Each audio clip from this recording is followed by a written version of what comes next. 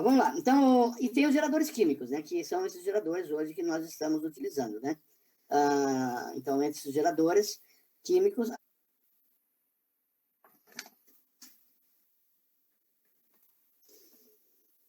Então, entre as baterias, pilhas, nós temos ali hoje uma variedade muito grande, então, de pilhas, né? Que são geradores químicos.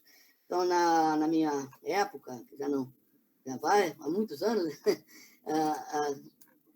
sabe, acho que década de 60, 70, 60, década de 60, que começaram a surgir as primeiras pilhas secas, né? Então, as pilhas na época não eram tão, digamos, elas vazavam muito, tinha problema de vazamento, né? Mas hoje as pilhas não vazam mais, então elas têm uma confiabilidade muito grande. E tem pilhas de diferentes tamanhos, né? Pilhas maiores, pilhas menores, até marca-passo, né? Dentro do marca-passo, dentro do corpo, quanto tempo fica ali dentro, né? Tem um consumo muito baixo de energia o dispositivo, então pode ser usado. Pilhas de relógio, né? Relógio aí, em média, 2 anos, uma pilhazinha pequenininha, tamanho de um botão, né?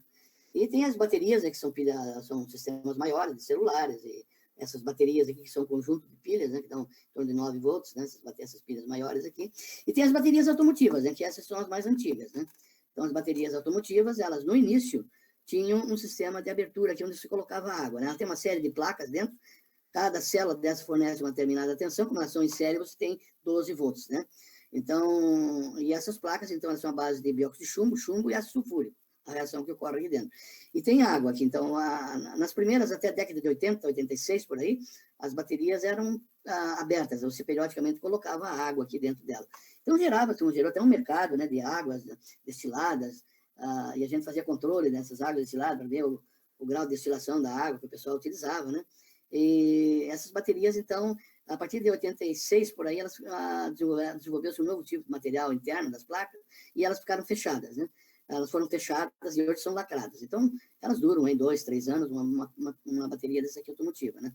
O problema dessas baterias automotivas hoje é que elas são muito pesadas, né? Em função dessas características. E hoje, com o desenvolvimento de novos materiais, por exemplo, como grafenos, né?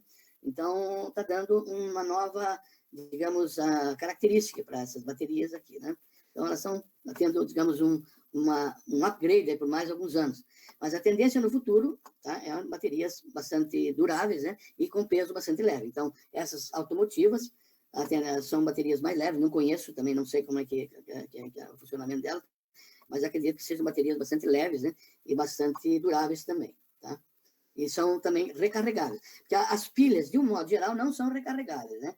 Elas são baterias, são células galvânicas que vão se descarregando e depois não tem retorno. Agora, as pilhas, e algumas dessas baterias, por exemplo, baterias celulares, então elas são recarregáveis, elas têm retorno, ela tanto descarrega como carrega. Então, no caso da bateria automotiva, o veículo tem lá o gerador, né?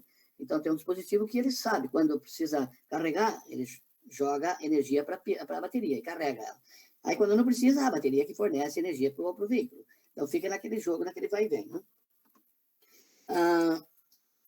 Em cada dessas pilhas ou baterias, então, ocorre um processo que eu falei, um processo redox, de oxidação, e um processo de redução, né? Então, em cada um desses processos, a gente chama de semi-reações ou meias reações, tá? E se você conseguir isolar essas duas semi-reações, você tem um sistema que a gente chama de semicélulas, tá? Então, eu tenho uma semicélula catódica, onde ocorre uma oxidação, e eu tenho uma semicélula anódica, onde ocorre uma redução. Tá? Então, por exemplo, as pilhas, né? Elas, por exemplo, tem uma pilha aqui de zinco e prata. Então, o zinco, no estado sólido, ele se oxida, perdendo elétrons, né? E esses elétrons, então, são transferidos para um outro eletrodo, né? Que é um eletrodo de prata, tá?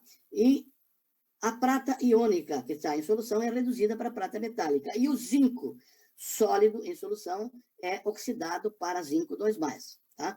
Então, a prata iônica é reduzida, vai para a prata metálica, deposita na superfície do eletrodo, e o eletrodo de zinco vai se oxidando, e ele vai passando para a solução na forma de zinco 2+, de íon zinco, né? Então, o zinco vai diminuindo de tamanho, tá? E a prata, ao longo do tempo, vai aumentando de tamanho, tá? Então, aqui eu posso dividir essas duas reações, ou essas duas, em semi-reações. Então, eu tenho uma semi-reação de oxidação, que é essa semi-reação que ocorre com o zinco, né? Então, o zinco passa de zinco 0, estado de oxidação, número de oxidação de um metal é 0, para zinco 2+, tá? Para zinco 2+. Então, aqui está ocorrendo uma perda de elétrons, tá?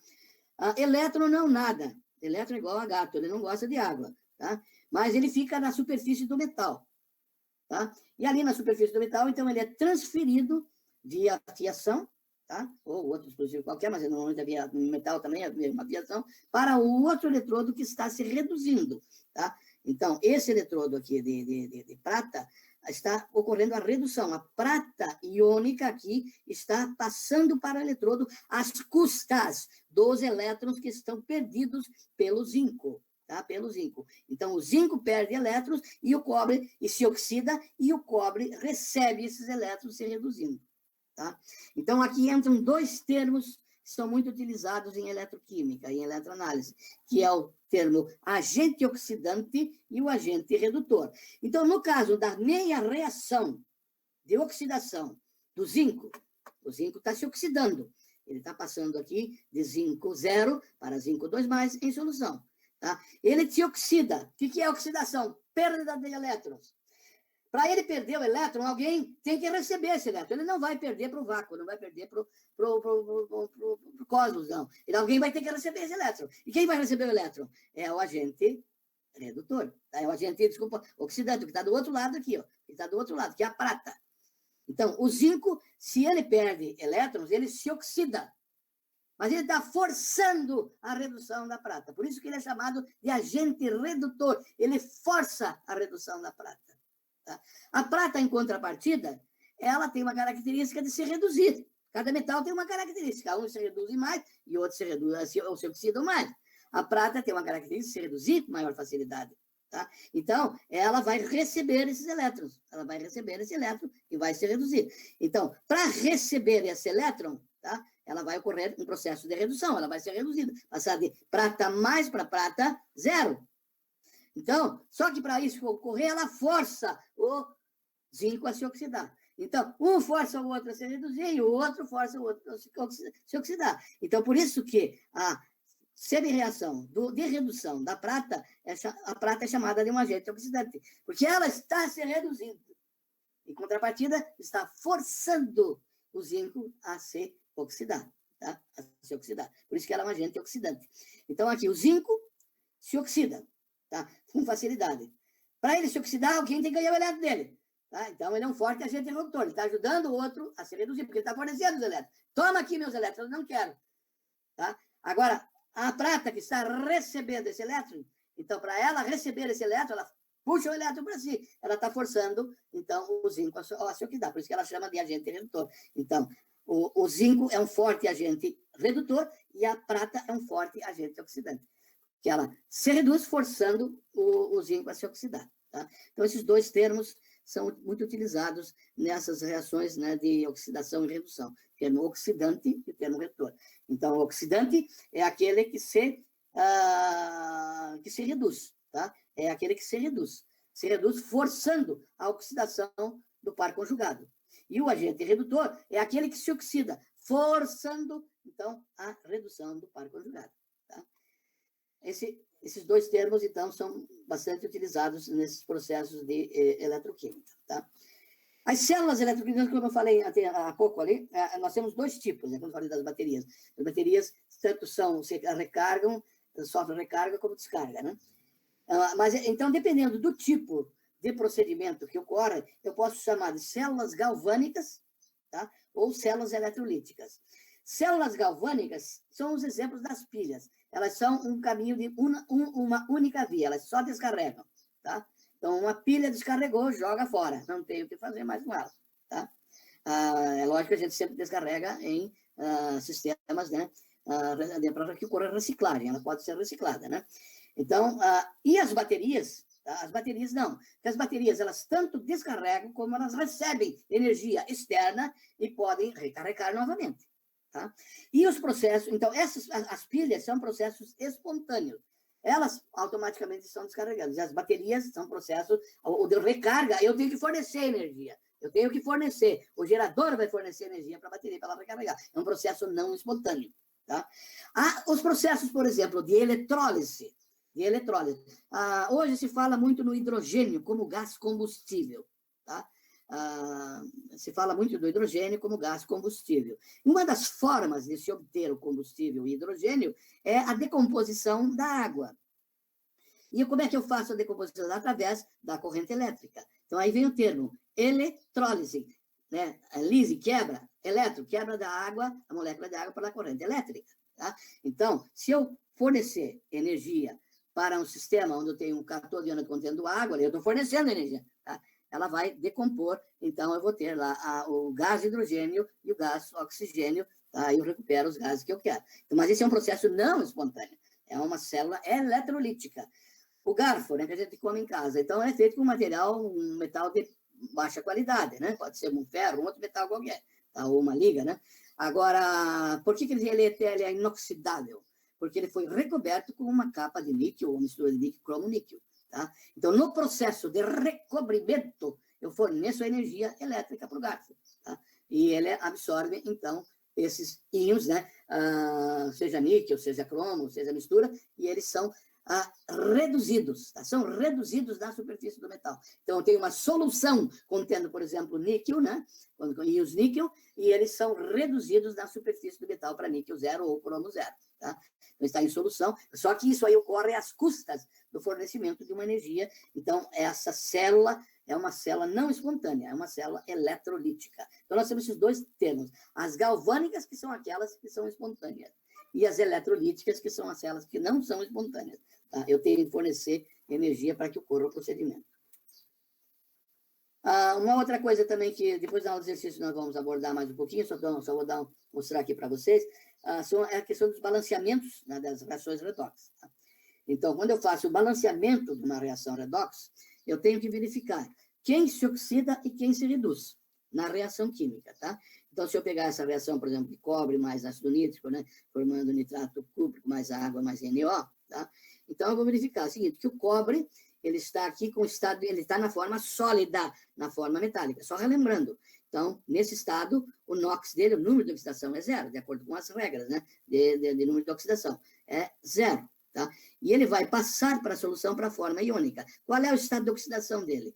Eu posso determinar o estado de oxidação dele através do que está ligado a ele. Está ligado duas moléculas de nitrato. Cada nitrato é -1, carga -1. Então, para que o somatório de carga seja nulo, eu vou ter que ser mais 2 aqui. Eu tenho -2 aqui, dos 2 Na3, e tenho mais 2 aqui do cobre. Então, o cobre sai do estado de oxidação 0 para estado de oxidação mais 2. Tá? E ele perde 2 elétrons, tá? Ele perde 2 elétrons. Então, ele perdeu 2 elétrons. Se ele perdeu 2 elétrons, então ocorreu uma oxidação com esse cobre aqui, tá? Então, o que eu faço? Agora eu tenho que descobrir a reação que ocorreu a redução. Então, a única que ocorreu a redução aqui é o NO3, tá? O HNO3. Então, aqui eu vou determinar o número de oxidação do nitrogênio, né? Então, eu sei que cada oxigênio é -2, dá -6, tá? Como eu tenho aqui o -1 aqui, então eu vou ter que ter o estado de oxidação do nitrogênio é mais 5. Tá? Ele passa de estado de oxidação mais 5 e vem aqui para os produtos como NO. O NO é -2, né? Para ser zero a somatória, então ele vai ter que ser mais 2. Ou seja, o nitrogênio passa de mais 5 para mais 2. O que eu faço? Então, e com isso ele precisa de 13 elétrons para correr. Então, aqui nesse caso, ocorreu uma redução. Tá? Ele ganhou elétrons, o nitrogênio ganhou elétrons. Então, ele diminuiu o NOx dele. O NOx passou de mais 5 para mais 2. Houve uma redução, ele ganhou 3 elétrons, tá?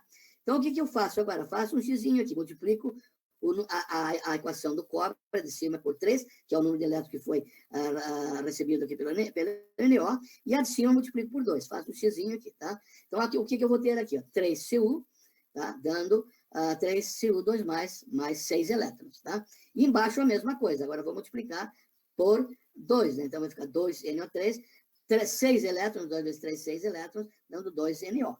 Tá? Então, estes elementos aqui já estão balanceados. Já balanceei por sistema redox.